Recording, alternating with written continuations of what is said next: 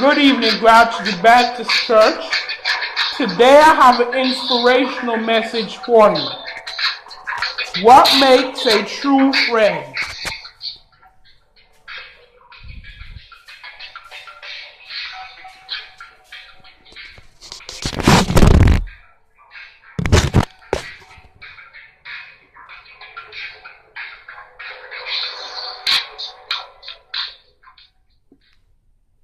Okay, so the first thing that makes a true friend and what a true friend will do is to enter into your experience.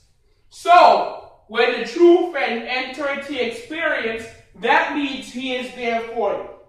Remember in the Bible where Joshua left his comfort zone to go to a inhospitable environment with his friend in the Bible.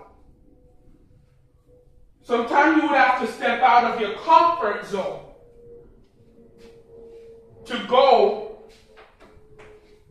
with your friends in an inhospitable environment or environment that you're typically not comfortable in. That's a true friend. So, many years ago, back in the 80s, I had a friend.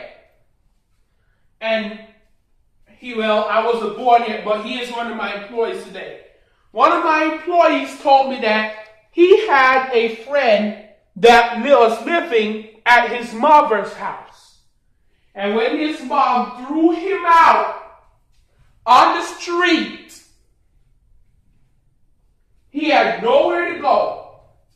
And he was thrown out on the street at the age of 15 and taken in by the foster care system. So what does that tell you? That obviously should tell you that he really got nowhere to go. And as soon as he turned 18, he was moved 20 times. And as soon as he turned 18, they threw him out on the street again.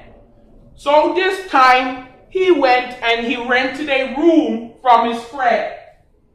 While he was living with his friend, he actually went and worked at a McDonald's. The whole time he was working at McDonald's, he saved his money and got promoted several times. He used that money to go from renting his friend's room to actually purchasing a house. Purchasing a house. So you see, his friend was really the most important step, because what if he had been living out onto the street? He could have gotten ill, he could have gotten killed, he could have gotten anything and not be able to go for the job. So, his friend was the most important step in the whole journey.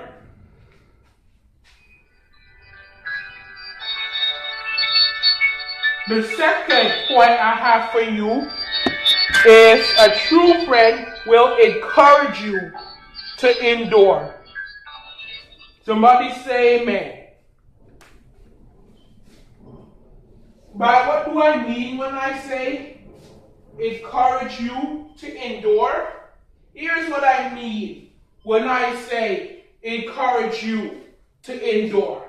By that, I mean they would not see you with a problem or see you getting fired from your job and just say, oh, well, serves you right, you shouldn't have done this.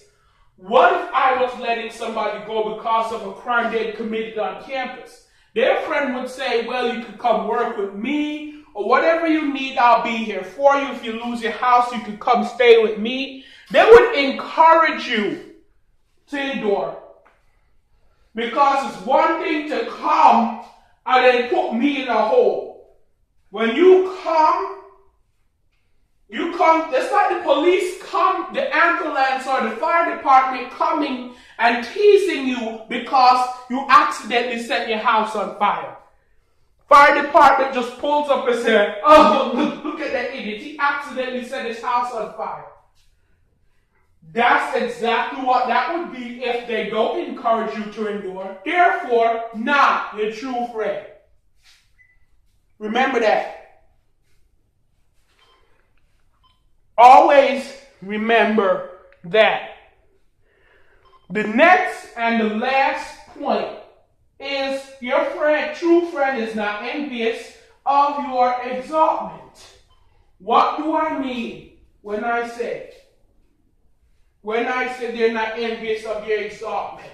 What I mean when I say they're not envious of your exaltment is they will not see you get new shoes, new purse, new house, new car, and say that they're jealous of you. They will not be jealous of you. They will say, what have you done to get this? I would like to do the same thing. Or they would be proud of you. They would see you win a competition and then curse you to the ground. They would say, congratulations. Hey, somebody say amen. So they would not be envious of your exaltment. And you know what? That why should they be envious of your exaltment? If they are really your friends. You know when you find who and who isn't your true friend at the lowest times of your life and at the highest time of your life. If they can't handle what God did for you, they're not your true friend. And if they can't see you in a hole and still be your friend, they're also not your true friend. Amen?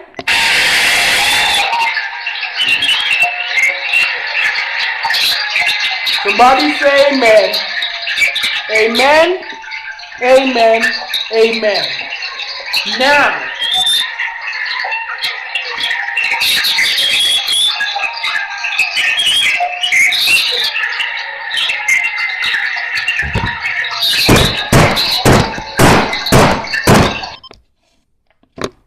thank you. Now, for closing. Father, in the name of Jesus, please help us to recognize our true friends and help us be a blessing on offers over the course of this week. May God bless us and may the word that we learn be a blessing. Lord, I want to thank you for everything you've done in the name of Jesus. Amen.